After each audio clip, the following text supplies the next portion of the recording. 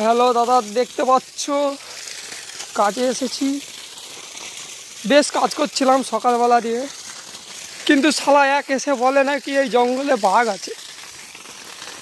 কি বলবো দাদা, শুনে তো মনে হচ্ছে পালাই, কিন্তু কি করব, কাজে যখন এসেছি কাজটা করতেই হবে। দরকার হলে যদি কারো খাবার হয়ে যায়, মানে ভয়ে পুরো একবারে সেঁকে যাচ্ছে দাদা। কি বলবো আপনাদেরকে, এই যে এইখানে কাজ করছি, এইদিকে জঙ্গল, এইদিকে জঙ্গল, এইদিকে জঙ্গল, এইদিকে জঙ্গল, আর এই মাঝখানে আমি পড়ে আছি। এখন যদি কোনো বাঘ আসে না, আমার একবারে কি বলবো,